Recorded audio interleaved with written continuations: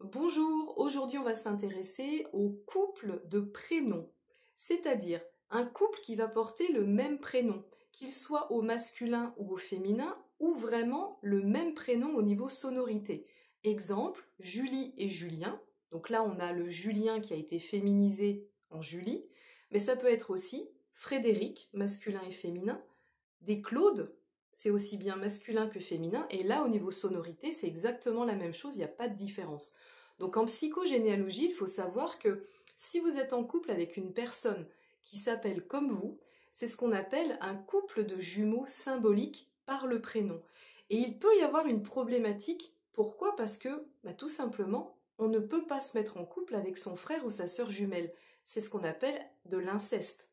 Donc symboliquement, en psychogénéalogie, il se peut que si vous êtes en couple avec une personne qui porte le même prénom que vous, il y ait des problématiques qui se traduisent.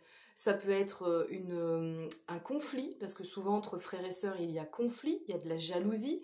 Ça peut être le fait de ne pas trouver votre place au sein de votre couple, parce qu'il y en a toujours un qui va dominer. Alors vous allez me dire, sans s'appeler forcément de la même façon, on peut déjà jouer ce schéma. Oui, mais si vous rencontrez, déjà on ne rencontre pas son conjoint ou sa conjointe par hasard, donc forcément, si vous avez attiré à vous cette personne qui porte le même prénom que vous, c'est qu'il va vous faire travailler quelque chose par effet miroir et vous aussi du coup. Mais ce qu'il faut comprendre, c'est qu'il y a quand même en psychogénéalogie cet aspect de jumeaux symboliques avec quand même en sous-teinte, j'ai envie de dire, un côté incestueux. Donc peut-être que dans votre arbre, il y a une mémoire d'inceste. Si vous le savez, tant mieux, vous allez pouvoir travailler dessus. Sinon, ça peut être évidemment caché et ça peut être ce qu'on appelle un fantôme familial, donc un secret de famille. On est bien d'accord que quand il y a eu inceste dans une famille, on ne va pas le crier sur les toits. Mais donc vous, si vous avez rencontré une personne qui porte le même prénom que vous, peut-être que vous êtes aussi là pour mettre en lumière cet inceste qu'il y a eu plus haut dans votre arbre, ou peut-être justement que dans votre couple, ça va se traduire par une difficulté, d'un conflit, une problématique. Surtout si vous vous appelez Claude, admettons, donc votre mari s'appelle Claude, vous appelez Claude également en tant que femme. Vous imaginez, si vous êtes marié, il y aura deux Claude avec les deux mêmes noms de famille, le même nom de famille. Donc les deux Claude, mari et femme, vont porter le même nom de famille. Et là, pour trouver sa place, c'est pas possible.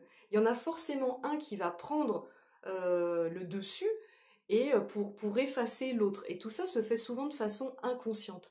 Donc n'hésitez pas à me dire si vous êtes concerné ou si vous connaissez des personnes qui sont concernées par ces prénoms jumeaux.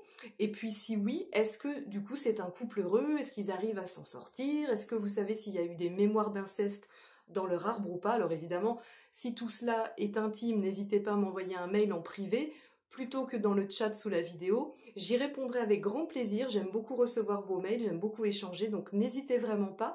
Vous pouvez me joindre sur mdkc39@gmail.com.